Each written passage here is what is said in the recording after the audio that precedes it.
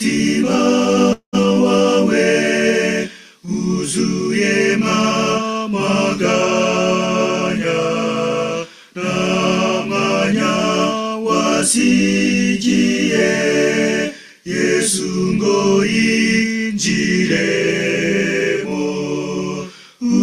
ubahagaze ku rugi arakomanga yinginga n'amanya wasigiye Yesu ngo yinjiremo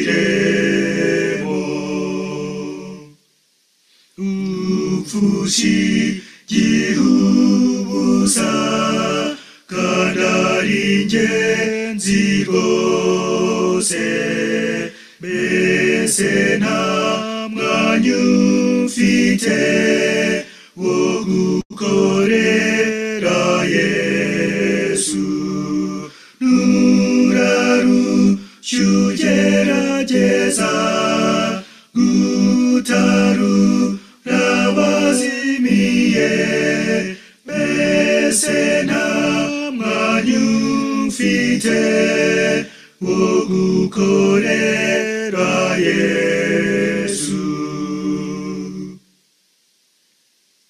mbese kumaranira kwishakira ubutunzi nta gihufite washishikarira ibya Yesu doruharanira kwikubira ibinezeza by'isi nta gihufite washishikarira ibya Yesu wabaye inguma nk'igiti cy'ibiba bigusa mbese ntabwo wazerera umwami Yesu imbuto ntacyo ufite cyo kuzamumurikira nagaruka mbese ntabwo wazerera umwami Yesu imbuto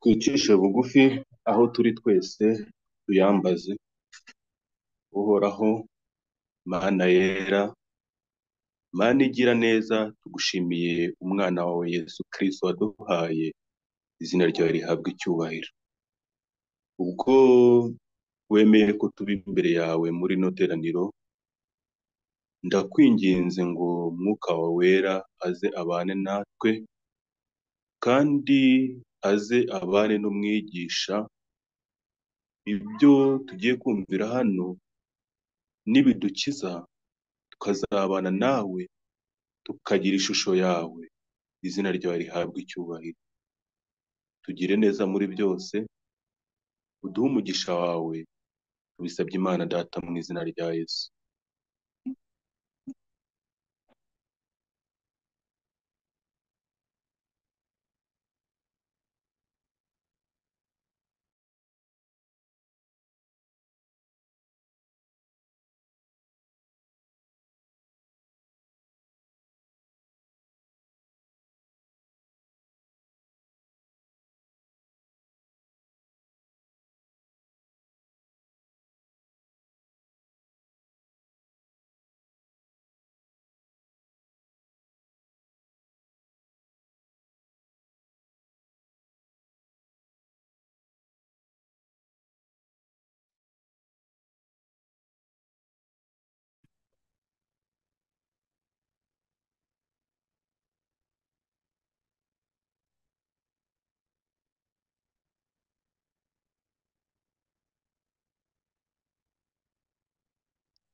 Bavandimwe ndabasuhuje, nongeye kubifuriza isabato nziza, Yesu ashimwe.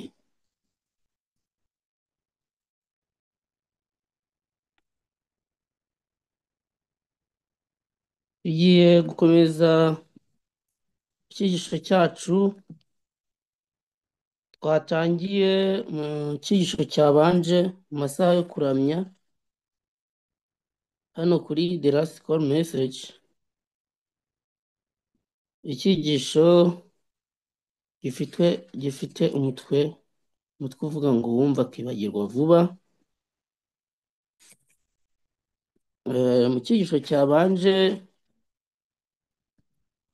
twabonye isomo riboneka muri Luka igice cya 8 umurongo wa 12 n'uwa 13, by'umwihariko wa 13 uvuga uw'iby'imbuto zabibwe ku kara, ndetse twifashishije ibyanditswe twabonye icyo Uwiteka dushakira muri iki gihe dusohoyemo, ko ari ikintu gikomeye cyitwa kwitanga no guhinduka byuzuye.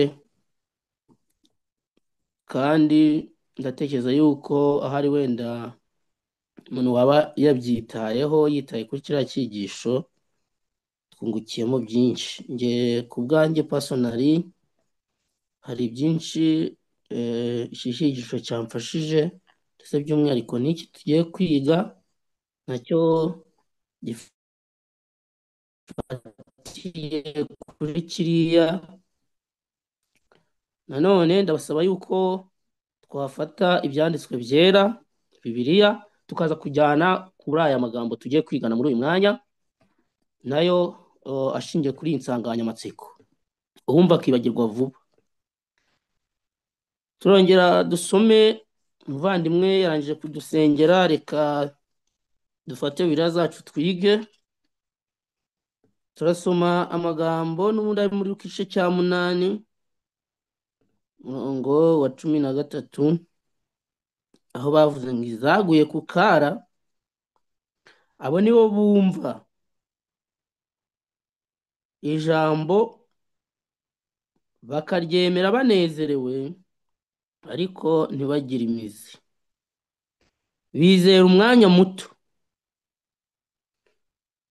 maze ibibagerageza byabageraho bagasubira inyuma.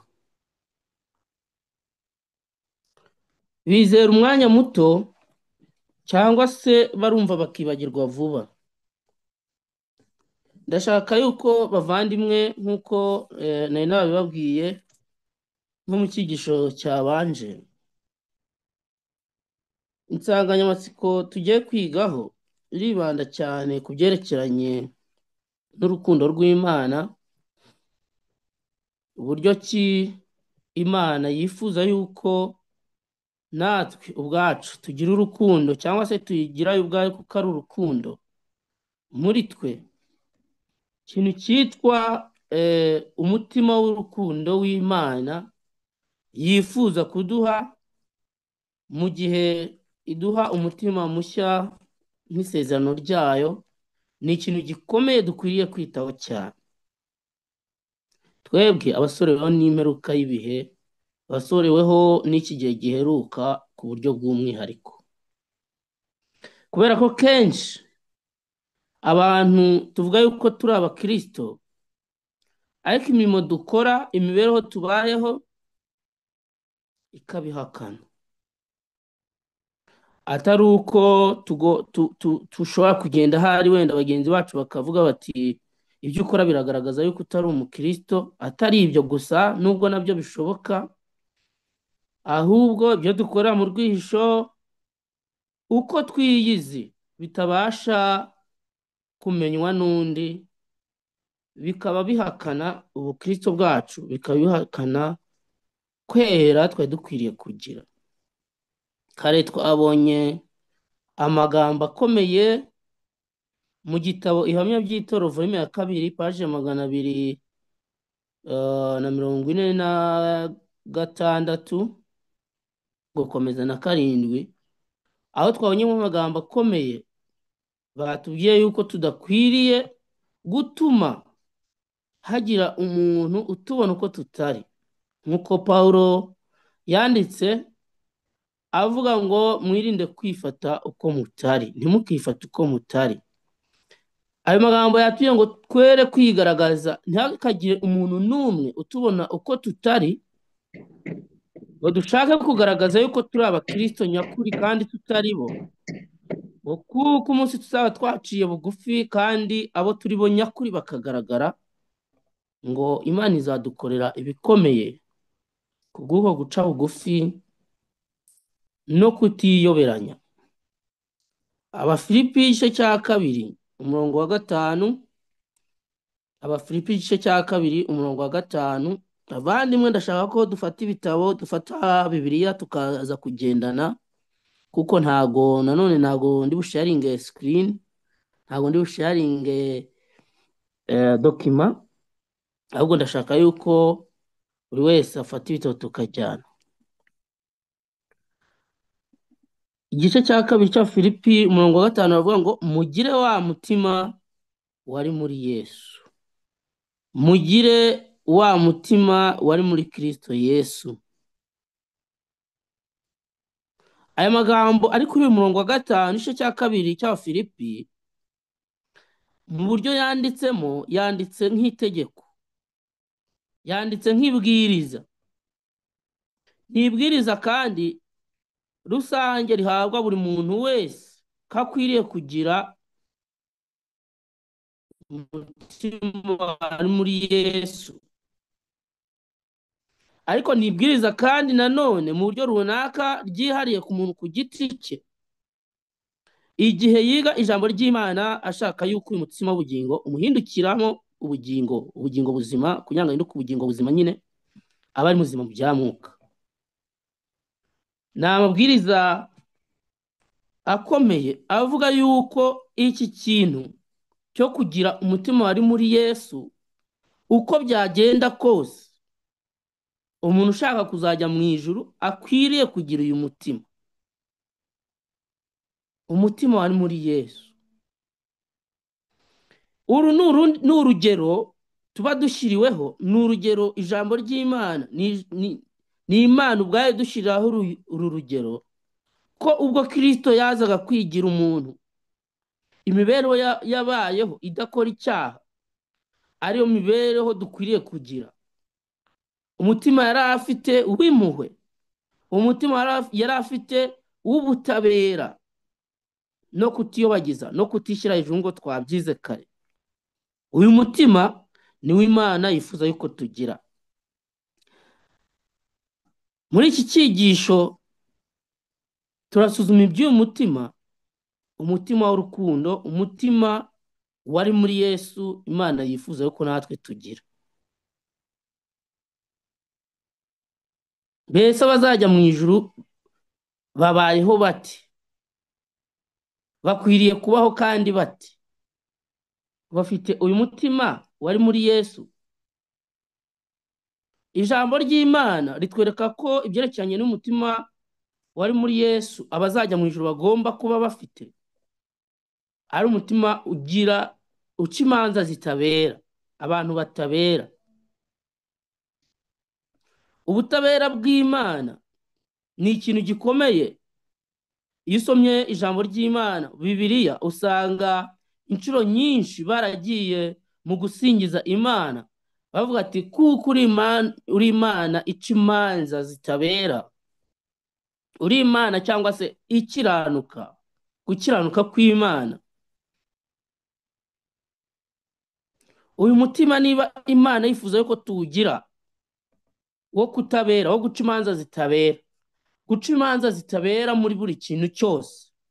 N'ibyo ureba ukabyanariza, ukagira umwanzuro runaka ubifataho, ukabikora mu buryo butabogamye, cyangwa se muri make umutima wo kutabogama. Umutima wo kutabogama, nk'uko nari maze kubivuga, ni kamere y'Imana. Mu Migani igice cya 18 umurongo wa 5, Imigani igice cya 18 umurongo wa 5 harimo amagambo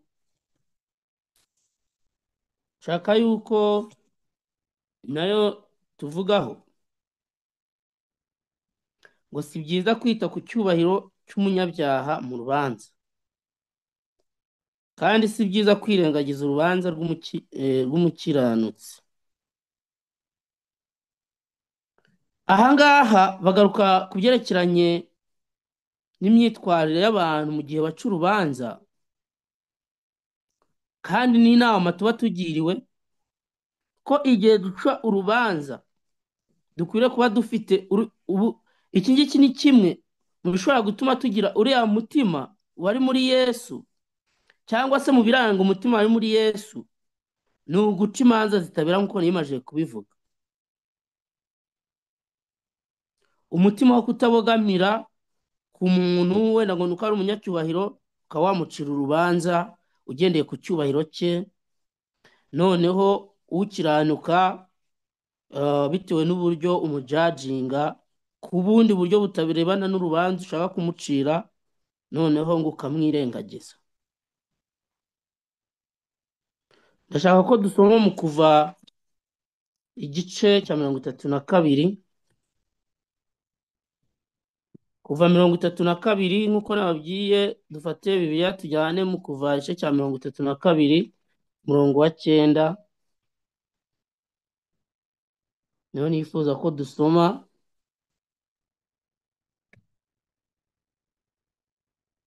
Ahavuga ngo kandi Uwiteka abwira Mose ati ubwo bwoko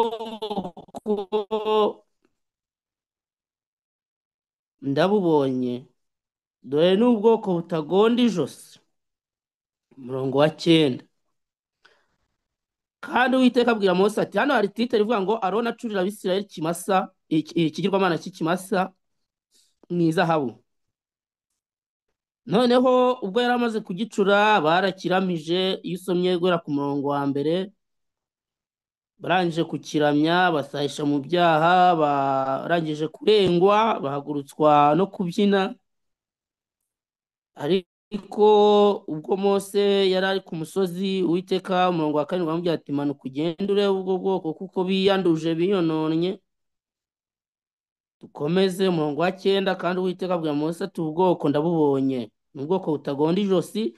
Umurongo wa 10 ngo none nyihorera uburakari bwanjye bubagurumanire mbarimbure, nawe nzaguhindura ubwoko bukomeye. Uwiteka yavuze ikintu gikomeye asaba Mose kumwihorera kugira ngo arimbure ubu bwoko, amuhindure ubwoko bukomeye. Atari uko ubu bwoko bwagombaga kuzima gusa, ahubwo ntibwagombaga kuzima ngo bwibagirane burundu, ahubwo Uwiteka yamubwiraga yuko muri we azakomoramo ubundi bwoko bubaha Imana. Ariko umurongo wa 11 aranditse ngo Mose yinginga Uwiteka Imana yati, Uwiteka, ni iki kigurumanishije uburakari bwawe ukarakarira ubu bwoko bwawe wakuje mu gihugu cya Egiputa imbaraga nyinshi n'amaboko menshi? Ni iki cyatuma uvugisha Abanyegiputa bati kubagira nabi niko yabakuriye ino, ngo ibicire mu misozi miremire ibarimbure ibakure mu isi? Ibakure mu isi. Ni iki cyatuma Uwiteka utuma abantu bibaza ibibazo nk'ibi bagasebya izina ryawe? Shira uburakari bwawe bw'inkazi, wibuze inabi ushaka kugirira ubwoko bwawe. Ibuka Aburahamu na Isaka na Isirayeli cyangwa se Yakobo, abagaragu bawe, abo wabwiye wirahira uti nzagwiza urubyaro rwanyu ruhwane n'inyenyeri zo mu ijuru, kandi icyo gihugu mvuze cyose nzagiha urubyaro rwanyu kibe umwandu wabo iteka ryose. Uwiteka yibuza inabi yavuze ko igiye kugirira ubwo bwoko. Ahangaha hari senariyo ikomeye ibyabaye hagati y'Uwiteka na Mose igihe baganiraga, kandi ndashaka kugira amagambo make nsoma kuri ibi ngibi mu gitabo Abakurambere n'Abahanuzi, muri iyi ngeri ya 2016 ni kuri paje ya 260.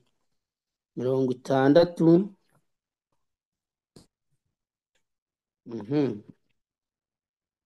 260 ni mu cyiciro cya 28, icyiciro kivuga ngo Abisirayeli basenga inyana y'izahabu. Kuri iyi paje ya 260 baranditse ngo, nyamara Mose yitegereje abona yuko ahagaragara ko hari ugucika intege n'umwijima hashobora kuboneka ibyiringiro. Mose nawe igihe yasangaga ubu bwoko bwiyanduje byaramubabaje cyane, arababara nk'ubwoko Uwiteka yari yagendereye, yifuza yuko bwaba umwandu we, yifuza yuko bahora bazirikana uko yabarokoye akabavana mu buretwa bwo kwa Farawo. Bari baravuye mu buretwa, ariko Satani yarabakurikiranye ashaka kubagira ibiretwa mu bundi buryo. Ariko Mose ubwo Uwiteka amubwira ko agiye kubarimbura, igihe yavugaga ngo nyihorera mbarimbure, muri iki gitabo baranditse ngo Uwiteka yari agerageje Mose. Baranditse ngo mbese ninde wajyaga gusabira ubu bwoko?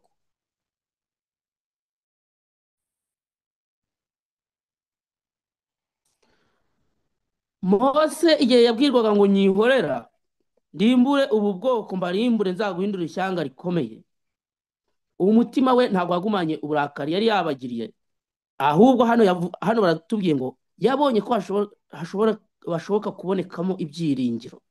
Amagambo y'Imana ngo nyihorera ntiyumvise yuko ari ukumubuza, ahubwo yumvise ko kwari ukumushishikariza kubavuganira. Ndashaka iki kintu tucyumva neza. Igihe Imana yabwiraga Mose ngo nyihorera,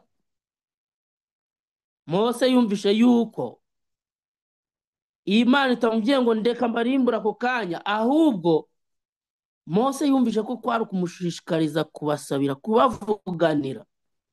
Mwumve iyi myumvire Mose yari afite ubwo yumvaga Imana imubwira ngo ndeka ndimbure ubwo bwoko, agahita yumva yuko ubu bwoko bukwiriye gusabirwa, kandi muri iyi mvugo y'Imana we akumvamo ikindi kintu, kubera uburyo ki yari afite wa mutima wari muri Yesu. Byerekanaga ko nta kindi kintu gishobora gukiza Abisirayeli uretse amasengesho ya Mose. Niyo mpamvu Uwiteka yavuze ngo nyihorera, nkaho bimeze nko kuvuga ngo Mose niwe ufite ububasha bwo kubuza Uwiteka kubarimbura. Aravuga ati nyihorera maze mbarimbure. Mose yumva yuko ari we biherereyeho kuba yagira umwanzuro runaka afata, kuba yasabira ubu bwoko cyangwa yabwihorera. Mbese Mose yajyaga kwihorera ubwoko bw'Uwiteka bukabura ubasabira n'umwe? Mose yagiranyaga Yesu wayoboraga ubu bwoko, uwabukuye muri Egiputa. Yagaragaje umutima wari muri Yesu ubwo yabitangiraga akavuga ati nubwo bandakaje uburakari bungana gutya ntago mbareka.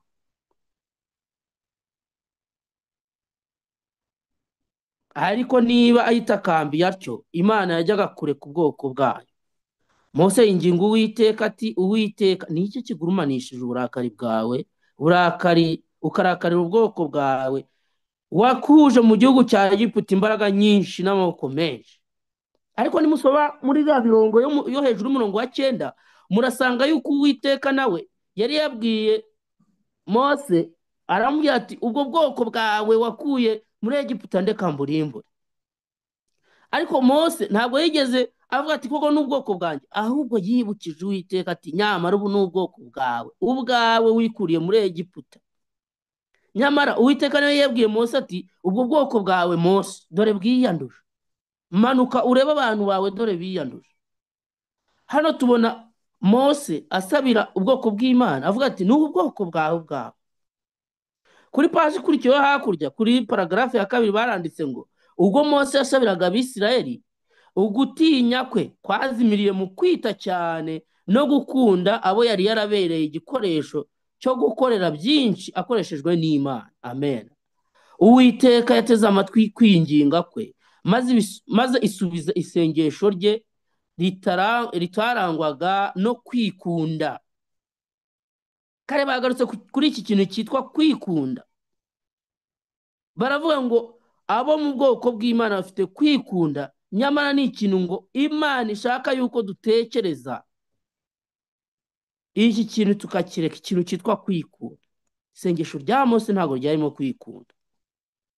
Imana yagerageje umugaragu wayo, yari yagenzuye ubudahemuka bwe n'urukundo yakundaga ubwo bwoko buyoba kandi bw'indashima, kandi Mose yari yarihanganiye icyo kigeragezo aragitsinda. Amen.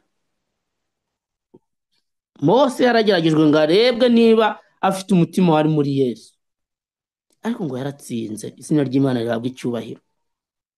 Mose yari umuntu nkatwe, natwe tubasha gutsinda igihe cyose twisunze Imana. Amen.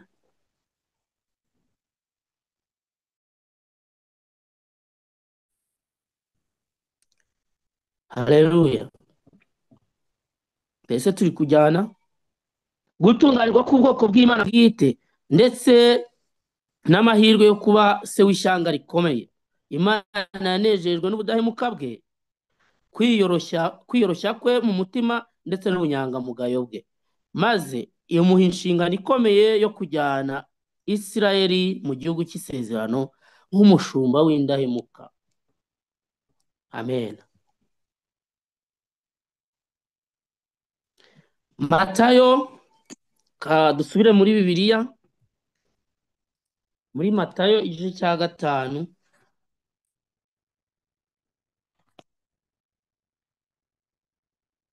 Muri Matayo igice cya 5 umurongo wa 48 niwo tugiye gusoma. Ahari amagambo avuga ngo namwe mube mukiranutse nk'uko so wo mu ijuru akiranuka. Aya ni amagambo nayo ateye nk'aya mbere twasomye mu Bafilipi igice cya 2 umurongo wa 5, ngo mugire wa mutima wari muri Yesu. None aha barongeye baratubwiye ngo namwe mube mukiranutse nk'uko so wo mu ijuru akiranuka. Muri aya magambo ntabwo harimo gushidikanya.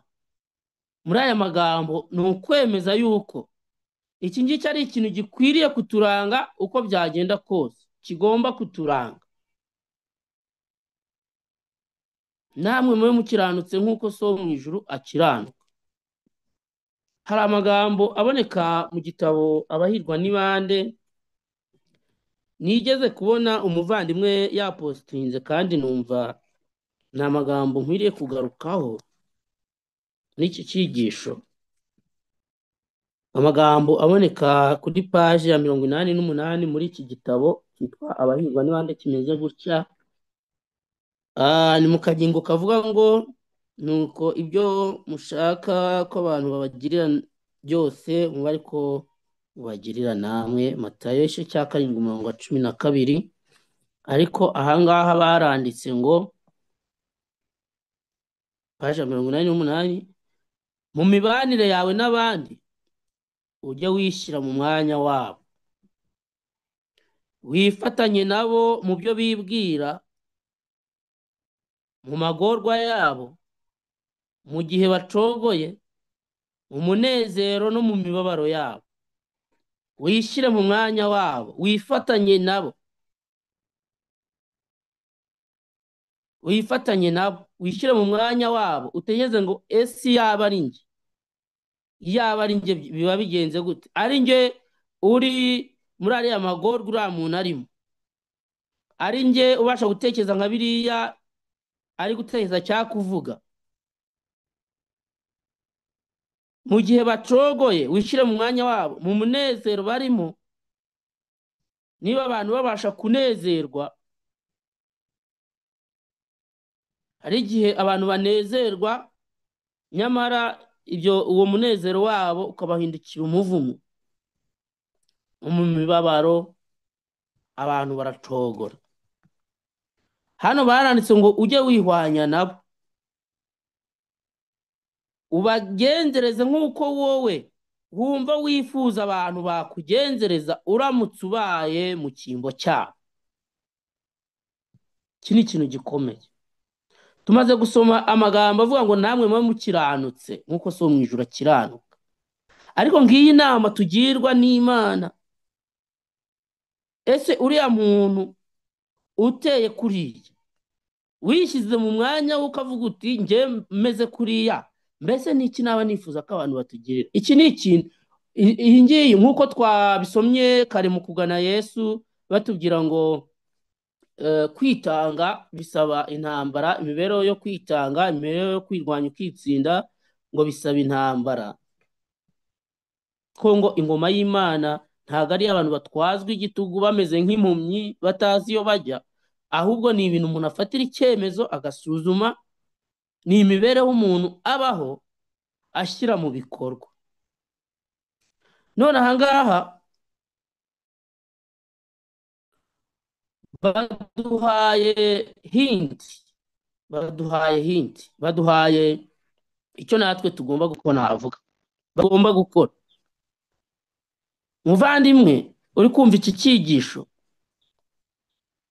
nujya ubona umuntu ucogoye, ukabona umuntu uri mu magorwa, ukabona umuntu uri mu munezero, ukabona umuntu uri mu mubabaro, mbere y'uko umureka ntugire icyo umubwira, cyangwa se mbere y'uko ugira icyo umubwira, mbere y'uko ugira icyo umufasha, cyangwa se mbere y'uko wemvolvinga mu byarimo, ujye ubanza ngo utekereze uvuga ati abaye ari njye umeze kuriya, abaye ari njye uri muri ariya magorwa, abaye njye ucogoye muri buriya buryo, ni iki numva abantu baba bakwiriye kunkorera, mu rwego rwo kugira ngo tugire wa mutima wari muri Yesu, tube dukiranutse nk'uko Data wo mu ijuru akiranuka. Imana itugiriye iyi nama kandi kimwe mu bigomba kuturanga.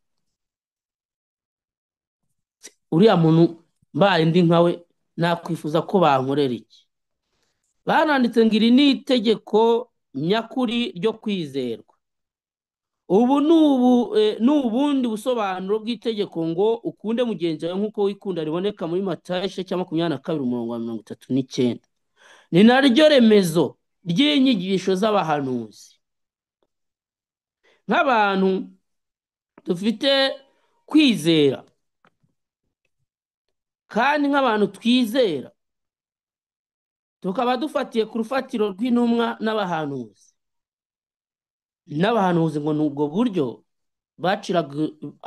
baciraga ibintu imanza, kwishyira mu cyimbo cy'umuntu runaka, maze uko wifuza ko bakugirira akaba ari kumugirira. Ni itegeko ryo mu ijuru. Haleluya. Iri tegeko batubwiye ahanga, iyi nama tugiriwe ngo ni itegeko ryo mu ijuru kandi rizasohorezwa mu bantu bose bakwiriye ijuru. Hano bavuze ikintu gikomeye. Niba wumva yuko uzajya mu ijuru, ibi bintu birakureba, kandi abazajya mu ijuru bazaba barumviye umucyo ijuru ryabarasiye. Ubu rero uyu ni umucyo ijuru riba riturasiye. Mbese uriya muntu uko umuretse ntugire icyo umubwira cyangwa se ntugire icyo ukora kuri situwasiyo arimo, nawe wifuza yuko ubaye uri muri iyo situwasiyo ariko bigenda, niba ariko bimeze oke. Mbese umuntu uri mu magorwa, umuntu uri mu byishimo, umuntu uri mu mibabaro, ko umubwiye mu buryo runaka, kuko umukoreye igikorwa runaka cyangwa uhisemo kukireka, nawe wifuza yuko ari bwo buryo ubaye umeze nkawe wagirirwa. baranditse ngo itegeko ry'izahabu ni ihame ry'urukundo nyakuri kandi ni icyitegererezo nyakuri kigaragarira mu mibereho n'imico ya Yesu ubwe. Mbega imyambi y'umucyo w'ubugwaneza n'ubwiza byarabagiraniraga mu mibereho ye ya buri munsi y'umucunguzi. Mbega ubwiza nk'ubw'uburabyo yahoranaga. Amen. Umwuka nk'uwo uzagaragarizwa mu bana be. Abantu Kristo abamo bazahora bagoswe n'ubwiza bw'Imana. Amakanzu yabo yera yo kubonera azatamwaho n'impumuro nziza yo mu murima w'Uwiteka. Amen. Mu maso habo hazarabagirana umucyo w'Imana, maze hamurikire inzira y'abarushye kandi bagenda basitara. Amen. Namwe mube mukiranutse nk'uko so mu ijuru akiranuka. Ngiye gusoma andi magambo aboneka mu cyigisho kiri mu kugana Yesu cyitwa kwitanga, nk'uko kare nabwo twigeze gusomamwo amagambo runaka kari muri iki cyigisho kuri paji ya 33 muri aka gatabo. Ngiye kuhasoma andi magambo igihe tuzirikana iby'iri somo ko dukwiye kuba dukiranutse nk'uko data wa twese akiranuka. Kuri paje baranditse ngo ntitwabasha kwitanga igice ngo tube abana b'Imana, ngo tube abana b'Imana uruhande rumwe, ngo urundi tube abantu b'isi. Ntitwaba abana b'Imana keretse tubaye bo rwose, tutabaye abumva bakibagirwa vuba, tutabaye abacogora vuba, ahubwo tukaba b'Imana rwose. Hariho abavuga ko bayoboka Imana kandi bibwira yuko bashobora gukurikiza amategeko yayo kubw'imbaraga zabo ubwabo no kuboneza ingeso zabo no kuzakizwa kubw'umwete wabo ubwabo.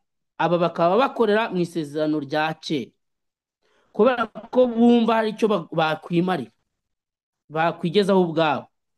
Urukundo rwa Kristo ntirwashoye imizi mu mitima yabo ngo rubakoreremo, ahubwo bagerageza gukora imirimo y'ubukristo nk'aho iyo mirimo ariyo izabageza mu ijuru. Iyi dini rimeze ritya nta kamaro, ahubwo ni ubusa. Kare twaza tuvuga ngo twisuzume ubwacu, twebwe abantu twita yuko turi abo mu nzu y'Imana, turi abakristo. Vandimwe nimugora niwe watwigisha ko urubanza rusohoye kandi ari twe ruheraho. Aya magambo ndayagarukaho. Ni twebwe urubanza ruheraho. None ubwo bigoye yuko abakiranutsi bakizwa, mbese abatumvira Imana bizagenda gute? Twebwe rero abita ko turi mu nzu y'Imana duhawe umuburo ngo twongere twisuzume. Niba tugerageza gukora imirimo yo mu bukristo dutekereza ko hari iyo mirimo ariyo izatugirira umumaro, twaba twibeshye kandi twaba turi kuyoba. Ngiryo dini rimeze rityo ryo kwigaragaza uko tutari, ryo kugaragaza yuko turi abakristo kandi nk'uko twabonye kare hari ibyaha twifitemo, dufite inarijye, dufite kwikunda no kwishyira hejuru mu buryo bumwe cyangwa ubundi, ariko tugashaka gukomeza kugaragara nk'abakristo. Ngibyo bintu Imana iratugira inama yo kubireka, yo kwisuzuma uyu munsi no kwihana uyu munsi mu gihe twegereje irangira ry'imbabazi. Kristo bavandimwe, Kristo naba mu mutima w'umuntu koko, ubugingo bw'uwo muntu buzuzura urukundo rwe, bunezerwe no gushyikirana nawe, bwomatane nawe, kandi uko azajya amurangamira aziyibagirwa. Amen. Urukundo akunda Kristo nirwo ruzajya rumuyobora mu byo akora byose, akiyumvamo ko urukundo rw'Imana rumuhata. Ntazabaza ubuke bw'ibyo akwiriye gutanga ngo akizwe. Mbega amagambo akomeye. Ntabwo abaza urugero rwo hasi urwo ari rwo, ahubwo agambirira gushyikira urugero rushyitse rwagenwe n'umucunguzi we. Yitanga wese. Uyu mutima wo kutabaza ubuke bw'ibyo ugomba gukora, cyangwa ngo ubaze urugero runaka ibikeya bishoboka ushobora gukora, ni umutima wari muri Yesu, ni umutima w'Imana wo guca imanza zitabera. Kudakorera ku jisho no kuvuga ngo niki gishoboka gitoya nakora nko kugikora kugira ngo ushimwe n'abantu, ahubwo aharanira kugera ku rugero ruhanitse rw'umucunguzi we. Kandi urugero rwagenwe n'umucunguzi wacu ni uko yitanze ubwe akemera guhara ubugingo bwe byiteka kubera urukundo yadukundaga. Ashishikarira cyane gushyikira urwo rugero, bigatuma ahara byose. Kandi uko arushaho gusobanukirwa niko arushaho gushishikarira kurushyikira. Uko arushaho kwiga, agenda yiga umunsi ku munsi ashaka kurushaho gusobanukirwa. Kandi umucyo agenda ahishurirwa ugenda umwereka yuko adashyitse, kandi Imana ishaka yuko agera ku rugero rushyitse, maze ngo agahora ashishikarira gukura ngo ashyikire urugero rwa Kristo. Kwivuga ko uri umukristo, ntugire urukundo rukomeye rungana rutyo, ntugupfa kwivugira, ni umugenzo ndetse ni no kurushywa n'ubusa. Aya ni amagambo akomeye dusomye kuri paji ya 33 mu gitabo cyo kugana Yesu. Bavandimwe, mbese turi kujyana? Twisuzume bikitwa none. Ndashaka yuko twongera gusoma Bibiliya, amagambo aboneka mu rwa mbere rw'Abakorinto, igice cya 13 murongo wa mbere. Aya magambo twayagarutseho kare dusoma ku murongo wa 5.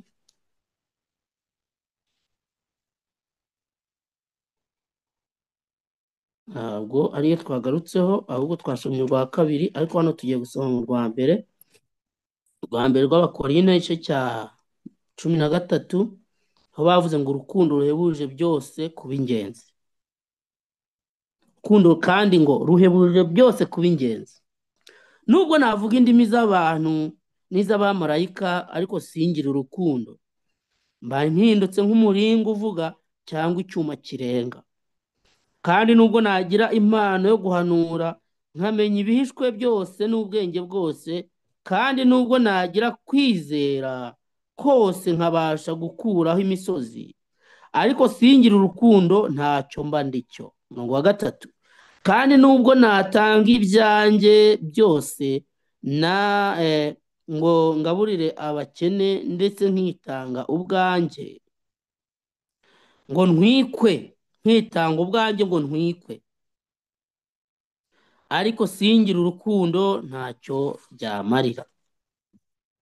Urukundo rurihangana, rukagira neza, urukundo ntirugira ishyari, urukundo ntirwirarira, ntirwihimbaza, ntirukora ibiteye isoni, ntirushaka ibyarwo, ntiruhutiraho, ntirutekereza ikibi ku bantu,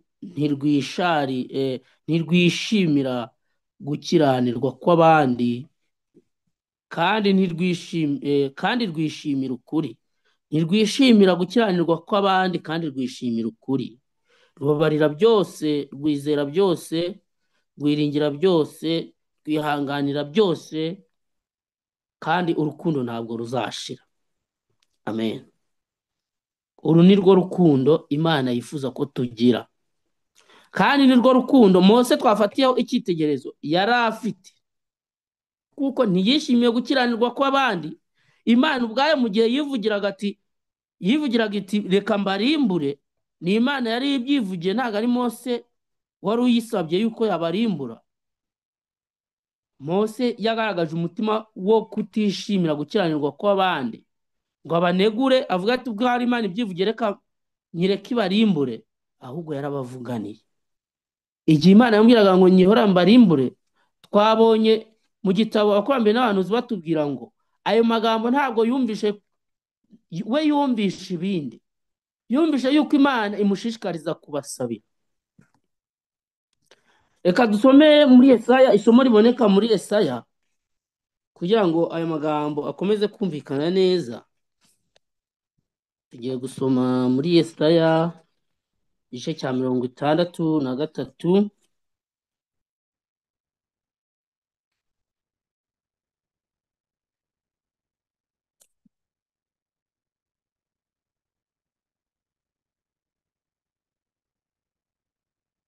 umurongo wa 9. Yesaya igice cya 63 umurongo wa 9. Ndashaka yuko duhera ku murongo wa 7. Haranditse ngo nzajya nogeza ibyo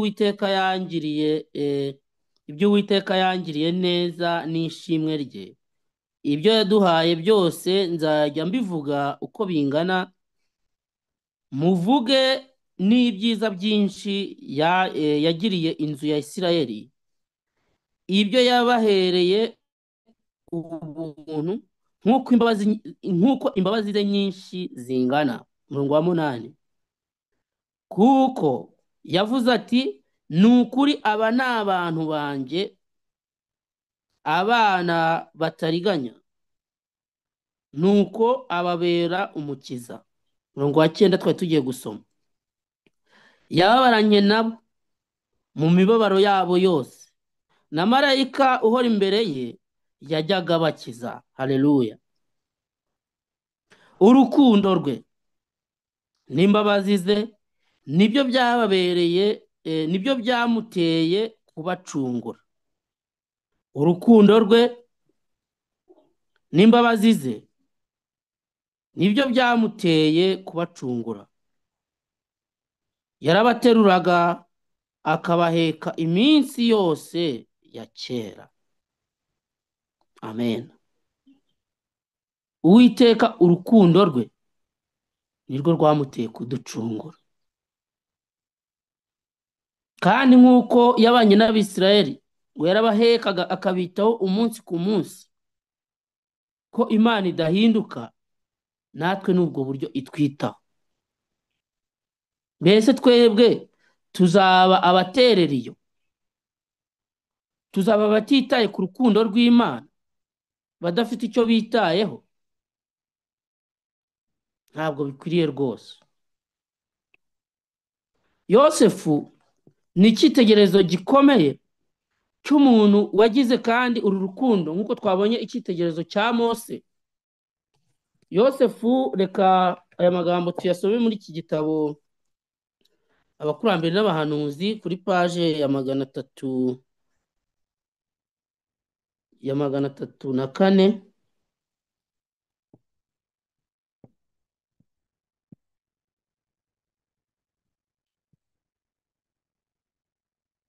Yego.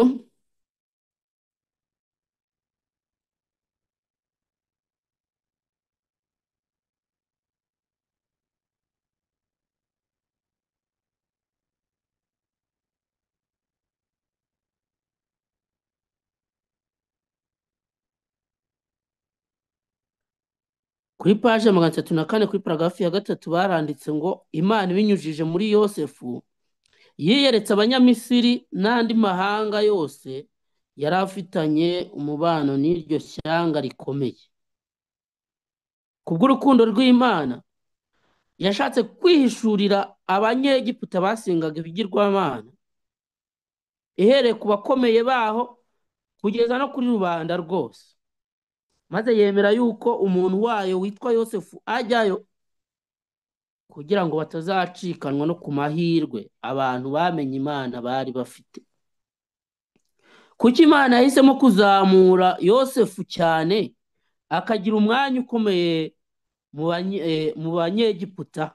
Iki ni ikibazo buri wese akwiriye kwibaza, kandi tugiye kukirebera igisubizo. Kuki Imana yahisemo kuzamura Mose kugira ngo abe mu bakomeye, agire umwanya ukomeye mu banyegiputa? Ngo Imana iba yarashatse ubundi buryo kugira ngo isoze imigambi yari ifitiye bene Yakobo,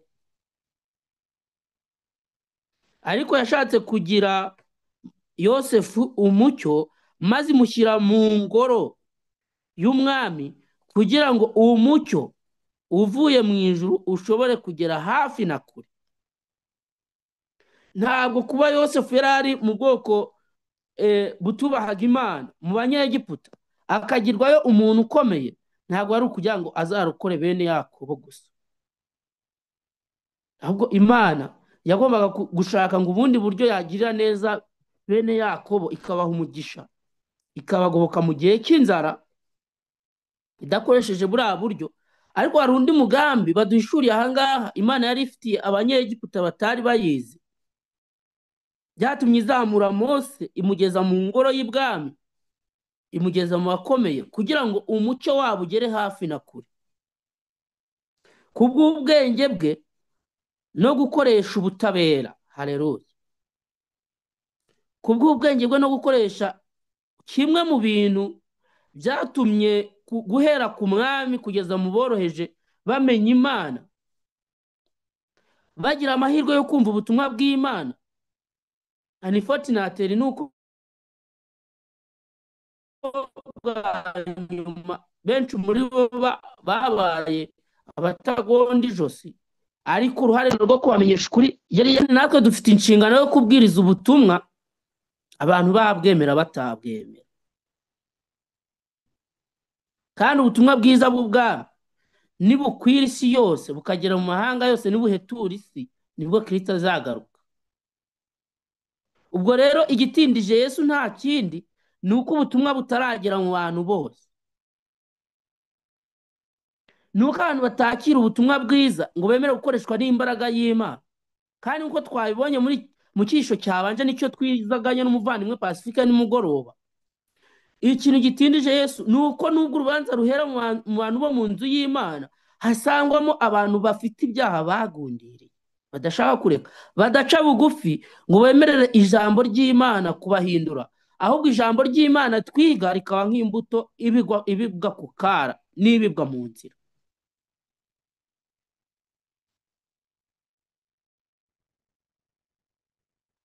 Muri iki cyisho turi kwiga iby'urukundo rw'Imana, ariko rwagaragariye mu mutima wa Yosefu, kuko ngo nawe yari afite umutima wo kutabogama, guca imanza zitabera. Kandi guca imanza zitabera ni mu bintu byose. Agiye ngo munyihangane ndwaye ibicurane. Guca imanza zitabera kimwe mu bintu byatumye Yosefu ubwo yari ari mu Misiri abaho bamenya Imana bakabwirwa Imana, ni uko ngo yakoreshaga ubwenge, kubw'ubwenge bwe no gukoresha ubutabera, kubw'ubutungane bwe n'ubugwaneza byarangaga imibereho ye ya buri munsi, kandi kubwo kwitangira inyungu za rubanda. Avandimwe, kwitangira inyungu za rubanda, ubwo twabonye Mose yageranyaga Yesu, ariko na Yosefu yageranyaga Yesu. Kandi natwe nitubishaka tuzagira iyi shusho ya Yesu, ko nk'uko tumaze kubisoma muri Matayo, twabonye yuko Imana yifuza ko tugira gukiranuka nk'ukwayo. Ko twasomye wa Filipi igice cya 2, Imana yifuza ko tugira wa mutima wari muri Yesu. Yosefu yagaragaje umutima wari muri Yesu ubwo ngo yagiraga umuco wo kwitangira inyungu z'abandi.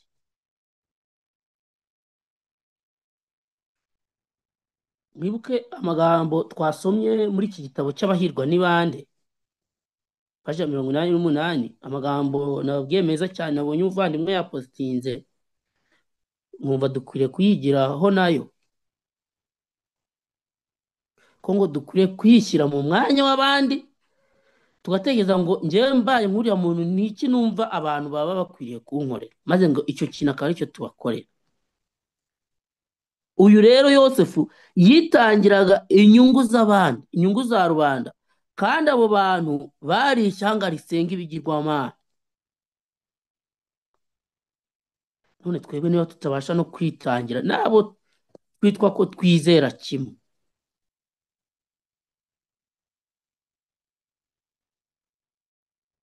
ubwo abaturenganya, abazaba baturenganya mu gihe cy'akaga n'igihe cy'akarengane, mbese aba bantu tuzabagirira umutima umeze ute? Mbese tuzaba dufite urukundo toward them, cyangwa tuzaba tubanga?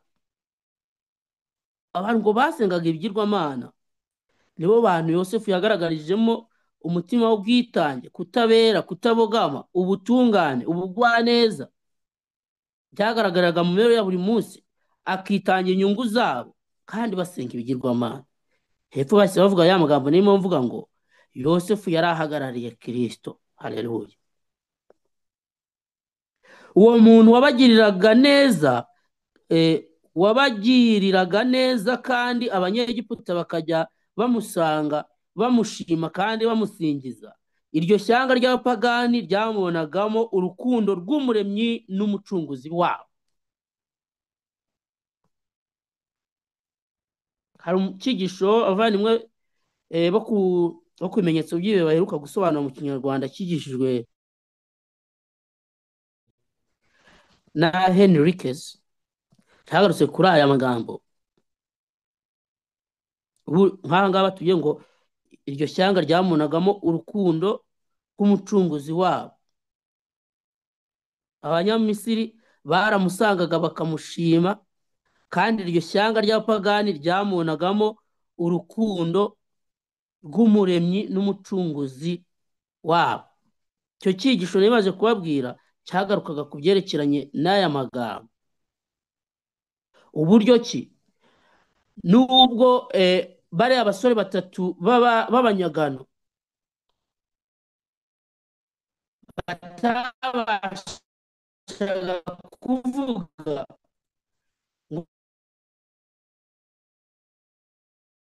ngo babwire abantu iby'Imana bizi neza, umwami w'igihugu cy'abapagani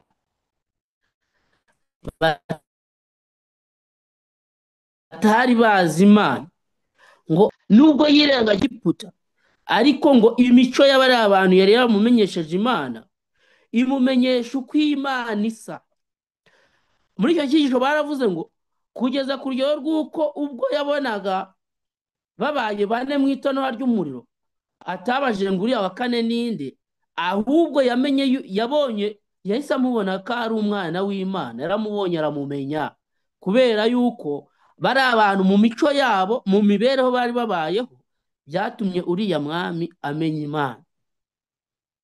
Byatumye amenya Yesu. Igihe yamubonaga aravuga ati uwo mbonye wa kane arasa nk'umwana w'Imana. Mbese ko hari umwami wo mu bapagani yabibwiwe n'iki ko ari umwana w'Imana?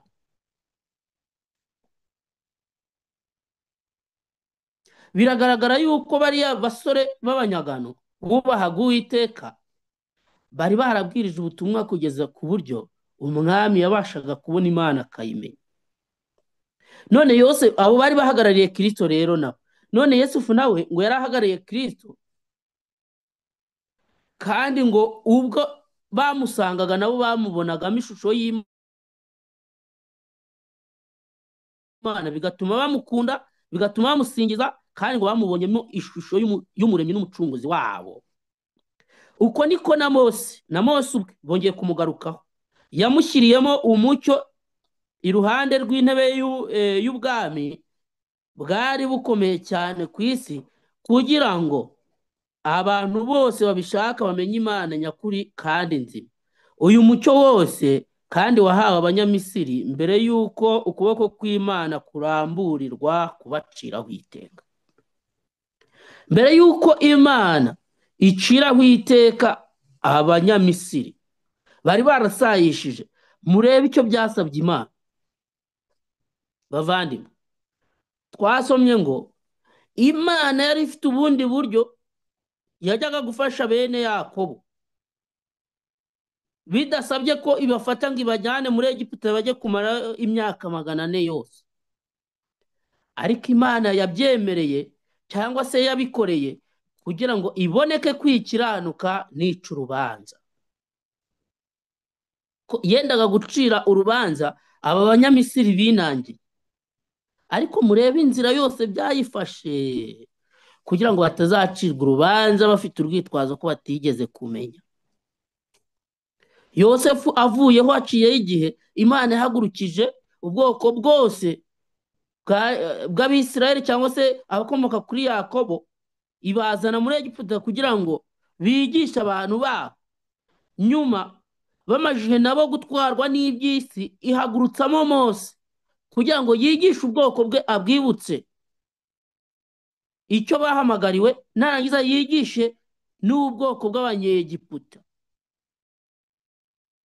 Cyo nicyo byasabye Imana kugira ngo iboneke yuko ikiranuka nica urubanza, kuko byanditse muri Bibiliya.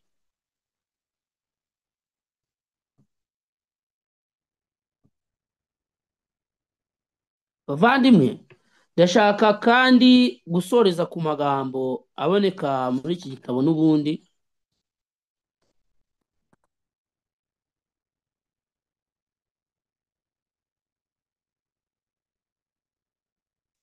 Kuri paje ya 308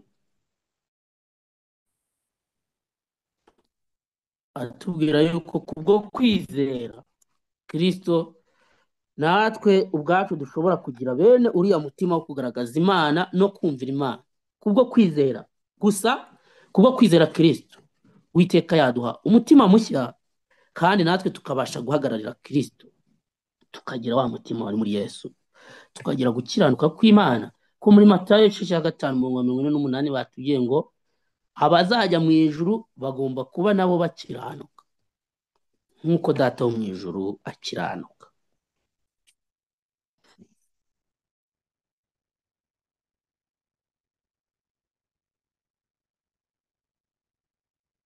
Kuri iyi paje ya 308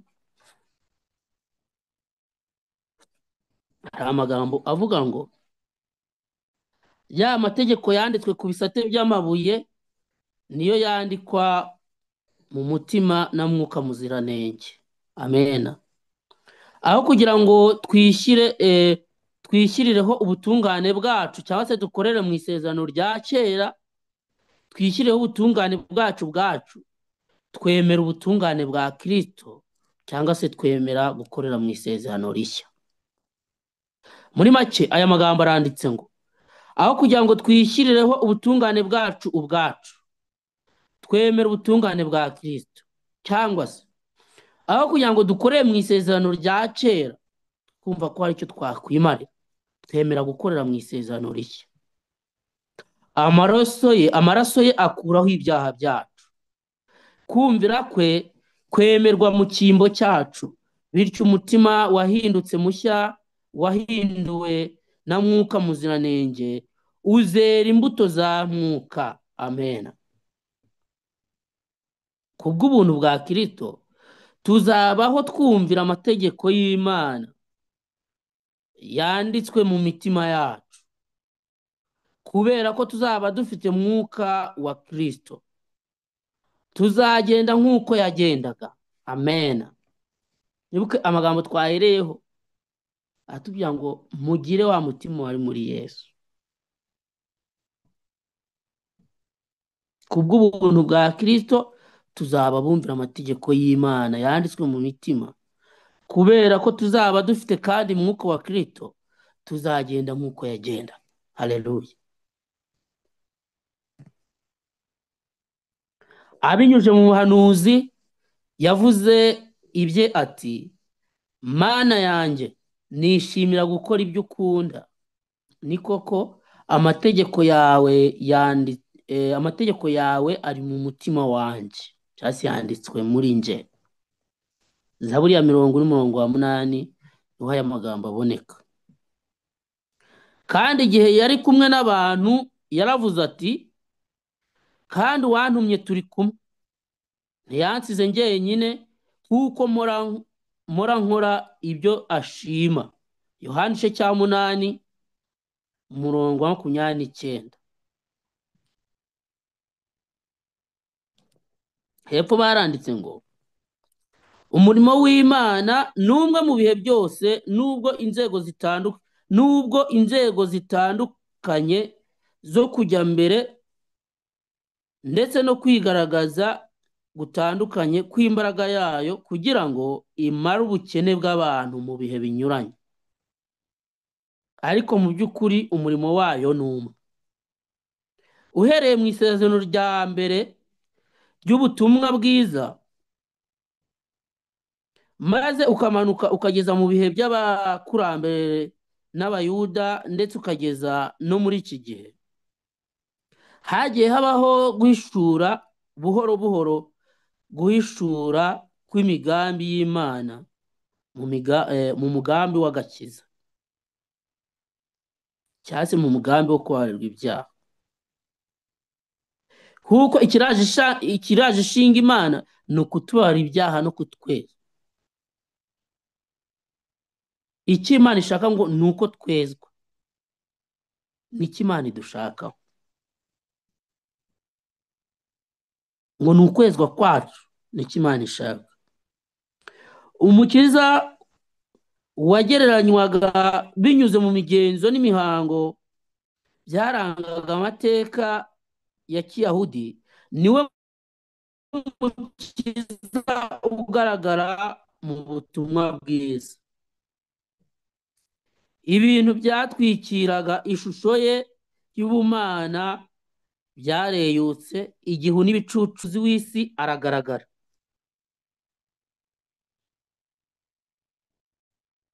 Uwatanze amategeko kuri Sinayi kandi agaha Mose amabwiriza n'amategeko y'imihango, ni nawe wabwirije ikibwirizwa cyo ku musozi.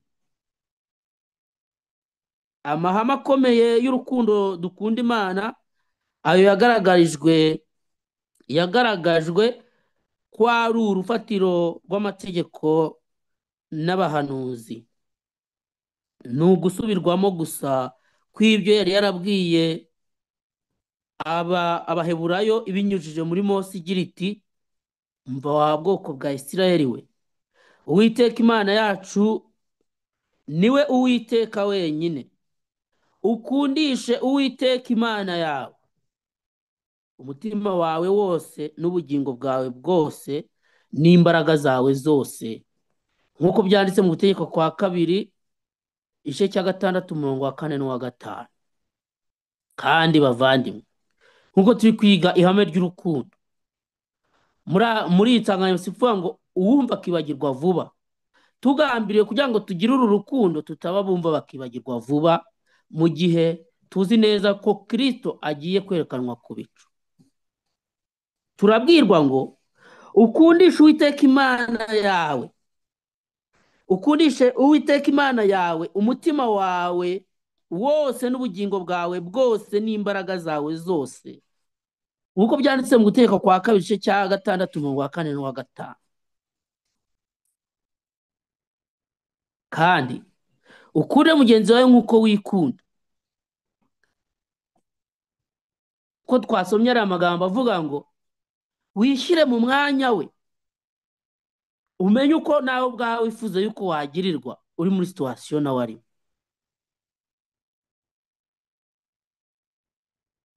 Kandi mu gitabo Kugana Yesu batubwiye ngo ubukristo budatekereza gutyo aba ari ukwikinira, aba ari imihango gusa bidafite icyo byamarira nyirabyo. Bavandimwe, baranditse ngo muri ibyo bihe byombi, cyangwa se ibihe bya kera n'iki gihe turimo, umwigisha ni umwe. Iby'Imana isaba ni bimwe, amahame y'ubutegetsi bwayo namwe, byose byakomokaga ku Mana, yose w'imicyo idahinduka cyangwa ngo igire igicucu cyo guhinduka. Yakobo 1:17. Imana niyo se w'imicyo, niyo idahinduka, kandi niyo idushishikariza gukunda bagenzi bacu nk'uko twikunda, niyo idushishikariza gukundisha Uwiteka imagari cyacu yose, umutima wacu wose, ubugingo n'imbaraga zacu zose. Bavandimwe, Uwiteka aduhe umugisha kandi aduhe kumenya igihe turimo nuko dukwiriye kubaho, kandi aturinde kuba abumva bakibagirwa vuba, mu izina rya Yesu. Tugiye gusenga isengesho risoza, buri wese ahari yicishije bugufi.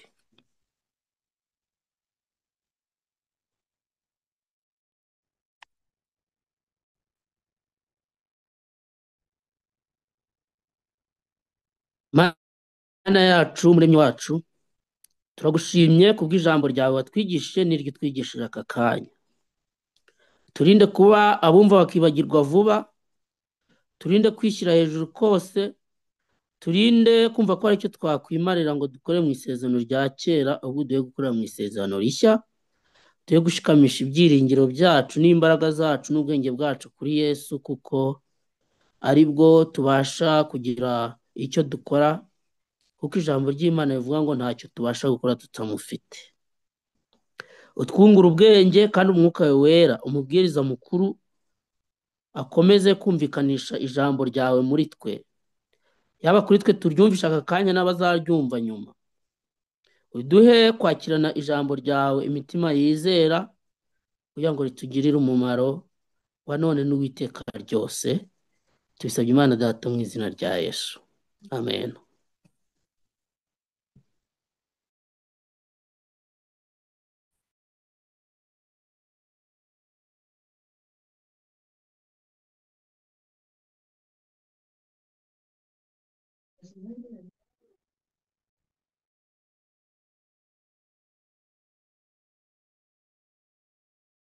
Dore umutima wawe wuzuyemo amaganya,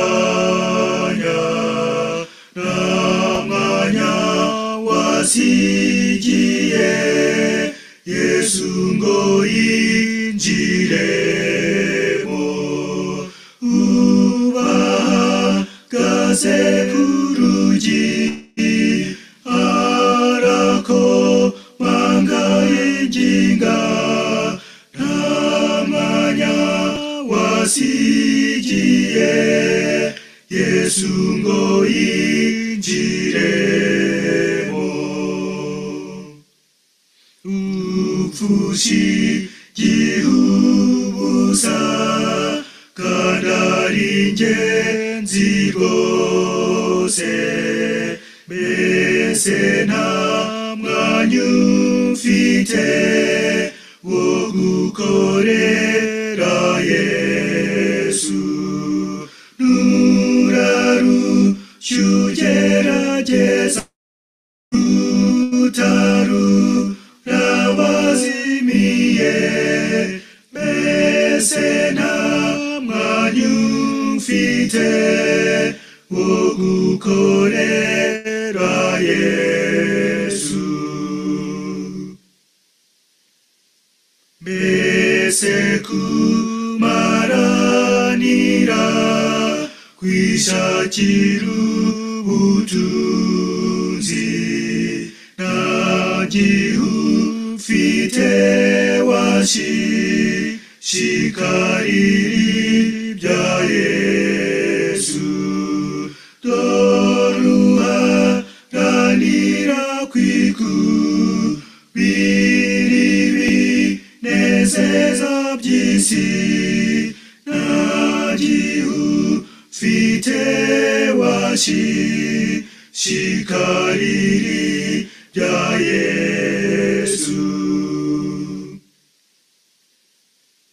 Wabaye inguma nk'igiti cy'ibiba bigusa, mbese ntabwo wazerera umwami Yesu imbuto.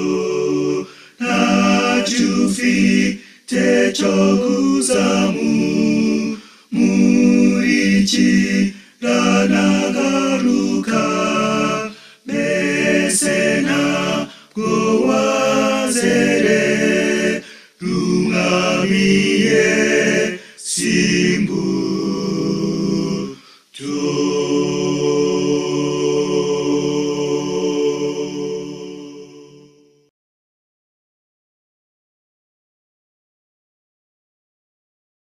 reka dusenge Imana.